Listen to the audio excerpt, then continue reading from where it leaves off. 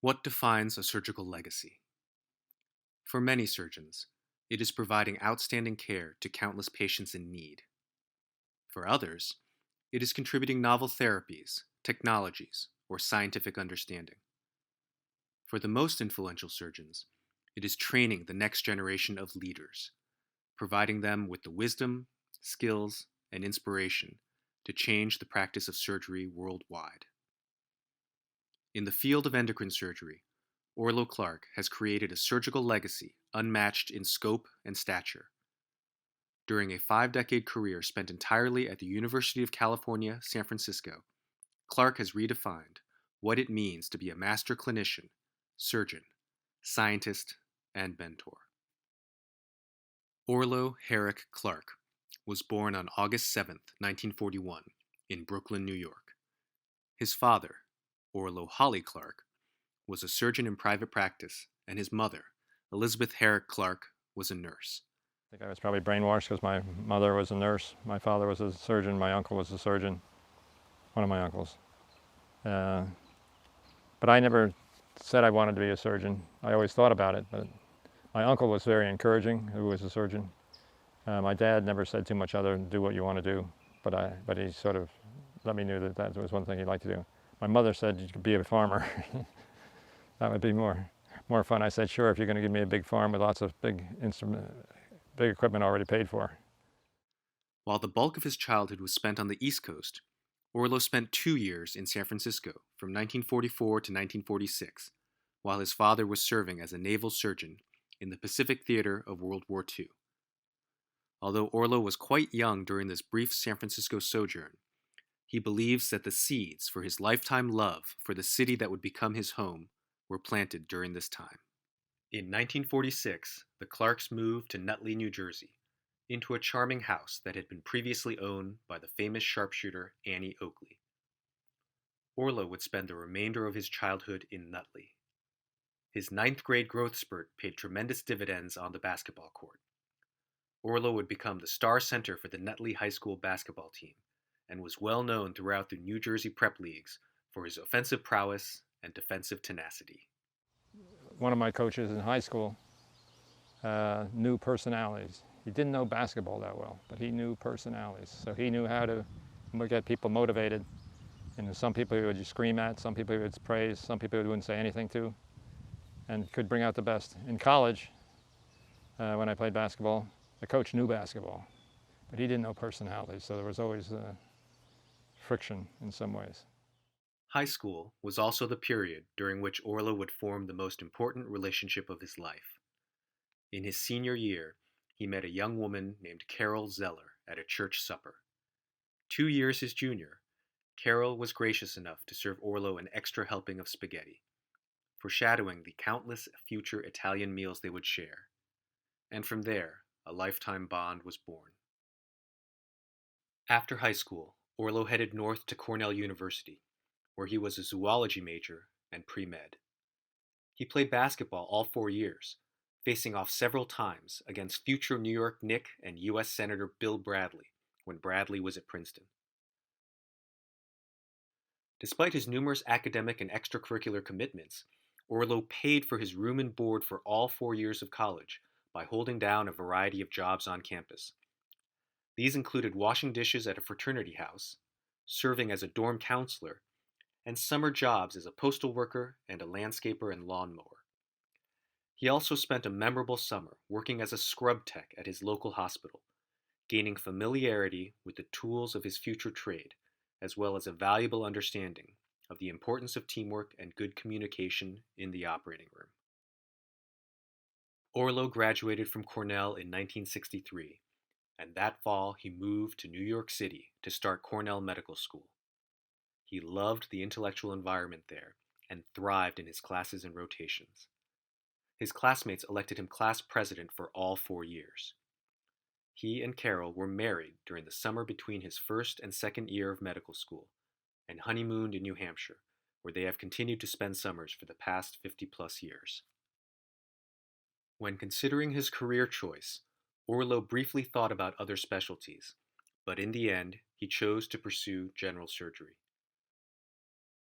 I loved in medical school, I loved internal medicine because there's much more you could do as a student. But surgery can, cure people. And I thought that was, for me, that was more. And you can do the internal medicine, but you can still operate and correct the problem if that's what the patient needs. In most cases, not at all. Cornell surgical residents and faculty spoke highly of the UCSF surgery program under J. Engelbert Dunphy's leadership. In addition, Orlo's mother had always fondly recalled the family's wartime years in San Francisco. Orlo applied to multiple programs around the country, but he ranked UCSF as his top choice and was accepted. After more than 20 years away, he returned to San Francisco, this time for good. The UCSF Department of Surgery in 1967 boasted an impressive lineup of leaders in American surgery. Besides Dunphy, the other luminaries who would profoundly influence Orlo Clark's career were Leon Goldman, Maurice Galante, Horace McCorkle, Orville Grimes, William Blaisdell, Albert Hall, and Lawrence Way. Orlo had a keen interest in endocrine surgery and learned a great deal from Goldman and Galante about the scientific and technical aspects of the field. However, his love for endocrine surgery truly flourished during his one-year fellowship at the Hammersmith Hospital in West London under the tutelage of Professor Richard Wellborn and Mr. Selwyn Taylor. This year-long immersion in the care of patients with thyroid, parathyroid, adrenal, and endocrine pancreas disorders marked the beginning of a lifelong pursuit of clinical and scientific knowledge in the field. Well, I went to medical school at Cornell, an undergraduate. I came to UCSF to do an internship and residency. And UCSF at that time had a research year or years in the middle of the program, probably just to keep you alive because you've been worked to death. And so I went to Dr. Dunphy, who was the chair of the Department of Surgery, and very enthusiastic person, and told him I'd be interested in going to London and do either endocrine or GI surgery. He said, "Oh, I'm off to London next week." And he was, even though he was Irish, he was an Anglophile. And I'll get you a job. So went to work with Mr. Selwyn Taylor, who was the dean of Hammersmith Hospital Royal Postgraduate Medical Center, and Richard Wellborn, who was the chair of the Department of Surgery. And they really were probably, in some ways, internationally, the fathers of endocrine surgery, having had a course in endocrine surgery in 1970, 71 when I was there in London with them, lucky enough to be with them. And you saw the interaction of not only the surgeons with the surgeons, but the surgeons with the endocrinologists and other doctors. Upon the completion of his residency in 1973, Orlo began his academic career at the San Francisco Veterans Administration Medical Center. His clinical practice and scientific research were dedicated towards the understanding and treatment of endocrine surgical disorders, especially thyroid cancer. So when I came back, I had probably done more thyroid and parathyroid surgery than most of the attending surgeons that you see, except for maybe one or two. I don't know if I did them well, but I did them. And the field was just an exciting field. I think it was something new. It's a part of general surgery. And like anything, if you focus on it, hopefully you have to answer questions and do it better. Orlo recalls his early years at the San Francisco VA with great fondness. He performed a broad range of operations in general and endocrine surgery and built a powerful research program that performed basic science and clinical investigation in thyroid and parathyroid disease. Within a few years of joining the faculty at the VA, Orlo branched out to the main campus at UCSF, where he began a thriving endocrine surgery practice. In 1985, he was appointed professor of surgery at UCSF.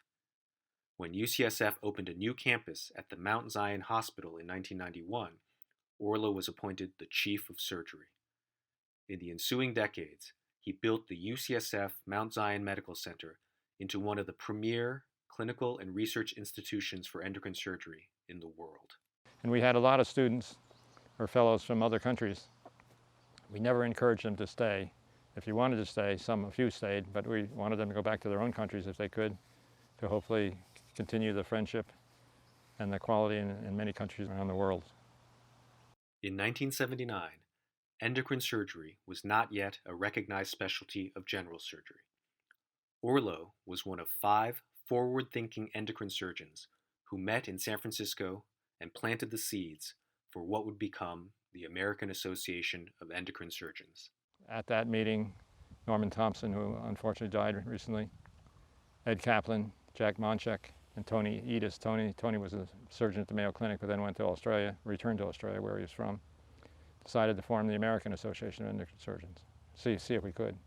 And Norman Thompson hosted the first meeting in Michigan, the University of Michigan, and then the second one was hosted by Glenn Gilhood in Washington, D.C. So I think the time was right. I think just the time was right. People were interested in the thyroid. I mean, the beauty of endocrine surgery is not just the technical ability, it's the intellectual ability, who needs an operation at what time, how much, what extent, and all those different things. Under the guidance and mentorship of Orlo and his colleagues, the AAES would grow in a few short decades into a robust and thriving surgical organization, now with 600 plus members. As you mentioned, the American Association of Endocrine Surgeons went from, I think, 50 to 80 at the first meeting to 600, I think, at the meeting just recently. So it's an exciting field, and hopefully we will keep its friendly nature. In 2006, Orlo was given the American Association of Endocrine Surgeons' highest honor, the Oliver Cope Meritorious Achievement Award. But surgery I mean, I've been blessed to, first of all, have so many great fellows, colleagues, and patients, who you think when a patient puts his confidence, or his or her confidence in you. Of all his illustrious career achievements, however, Orlo is perhaps proudest of his extended family of more than 150 endocrine surgeons worldwide, whom he has trained throughout the past 5 decades. Many of these former fellows are now chiefs of endocrine surgery divisions and leaders in the American and international associations of endocrine surgeons. Orlo's come one, come all policy of welcoming any and all interested trainees and students to his laboratory and clinic in San Francisco has resulted in an entire generation of new endocrine surgeons who proudly refer to themselves as members of the Orlo Clark Fellows Club. Orlo's generosity at home has translated into countless trips abroad as an invited speaker and guest faculty at institutions around the world. But I think it's good to take a break from what you do to get a different perspective sometimes. Where you get that from travel. That's why I think visiting other places and seeing how people do things is good. I'm surprised people don't do it more. Orlo and Carol Clark have 3 children, Catherine, Emily, and Andrew, and 6 grandchildren, Lila, Max, Cosmo, Luca, Madeline, and Ophelia. Although the Clark children have all pursued non-medical careers in the arts and humanities, they give credit to their father for instilling in them a passion for learning and an interest in the connections between art and science. Orlo retired from clinical practice in 2013, but he remains active in research and teaching. He and Carol were able to pursue a lifelong dream of writing a book on endocrine disorders in art. Published in 2011, The Remarkables traces the unique and fascinating history of how artists have depicted those with endocrine abnormalities, including goiters, pituitary disorders, virilization, and feminization. So the best piece of advice Dr. Clark ever gave me, I remember we were driving in a Saab back from Grand Rounds at Parnassus back to Mount Zion, and we were talking about his career and how he accomplished so many amazing things. And he turns to me while he's driving down the highway, mind you, and he says to me, "James, you have to love what you do. You're not going to like what you do every day, but you have to love it." And that's, when you hear someone say that, it sounds kind of like a platitude, sort of one of those throwaway statements that you have to make. But with Dr. Clark, you actually believe it. He absolutely loved coming to work every day. He loved mentoring people. He loved writing papers and taking care of people. And it's pretty inspiring. And so whenever I'm feeling burnt out or, kind of frustrated at work, I think about that car ride and I try and remember the things that I really love about my job. A true teacher shows one where to look, but doesn't show one what to find. Orlo H. Clark has been that most important and powerful teacher that has affected so many of us in phenomenal ways. His example, his knowledge, His care, balance, quest for answers, and curiosity has enlightened those who have been fortunate enough to receive his gifts. His gift has multiplied the best of each of us. His gift to the science of surgery will be magnified with no limit, and it will never die. He has bequeathed us to dig deeper, to ask why, to find meaning, and to dismantle untruths. His support has been a quintessential pillar in the lives of those he has taught. Thank you, Orlo. It's a pleasure to be asked to contribute to this video session honoring my mentor and surgical hero, Dr. Orlo Clark. Dr. Clark excelled in teaching, research, clinical care, and collaboration. He's one of the true surgical icons of our age. I was fortunate to become an endocrine surgery fellow at UCSF and spend a year learning from this surgical icon. My experience with Dr. Clark, the lessons that he taught me in the clinics and the OR and outside of the OR, shaped my career and defined my approach to teaching and patient care. On my first meeting with Dr. Clark, it was apparent to me that I was in the presence of an exceptional mentor, someone who was capable of imparting knowledge in a way that I had never witnessed before. I spent the entire day with him, beginning with his basic research meeting in the morning and then continuing on through his clinic where we saw 40 patients. I learned more in that one day about endocrine surgery than I had my entire training to that point. As a fellow, he instructed me in his meticulous and delicate approach to thyroid and parathyroid surgery, and equally important, his kind and compassionate care of the whole patient. He emphasized the golden rule of treating the patient the way that you would want to be treated. In addition, he pushed me to methodically address and investigate the questions that arose in training and to develop a research program. My philosophical approach to the patient, to endocrine surgery, and to endocrine research all stem directly from what I learned from Dr. Clark. As a colleague, Dr. Clark has continued to have a tremendous impact on my career. He continues to serve as a mentor and a friend and a role model. The enduring legacy of Orlo Clark is that he has educated more endocrine surgeons than anyone else, period. Who is Dr. Clark to me? Well, first of all, he was my faculty member that took me under his wing to teach me the skills and the knowledge in endocrine surgery. He then became my mentor as I realized that I could take so much more away from this gentleman than surgical skills or medical knowledge. He taught me how to approach life, how to approach its challenges, how to overcome barriers, how to believe in myself. In fact, I think he believed in me before I believed in myself. He then became my colleague as I moved away from the nest in San Francisco, where I did my fellowship in endocrine training with him, up to northern Canada, where I am now. And I still call him from time to time when I have questions and need his wisdom. He became a friend, someone that I turn to when things are tough, when things seem unachievable, when, quite frankly, you need a friend to turn to. He's my hero. I think we all aspire to have an impact on a profession the way that Dr. Orlo Clark has in the field, not only of endocrine surgery, but in surgery in general. He has shown that the ability to heal comes with more than just a scalpel, but can come with a smile, can come with a story, can come with a hug. We've shared a lot together, and I feel like he's shared his family with me and my family, and he truly has a space in my heart. And so who is Orlo Clark to me? He's the quintessential human being. And I'm honored to be part of this video that helps to celebrate his career. I learned I delivered mail and worked for the town of Nutley cleaning fields when I was in high school and college. And what I learned there was you want a job for the rest of your life that you really love. You don't want to say, each day you say, I want to go to work. It's not that I have to go to work. And I think surgery fulfills that, at least for me.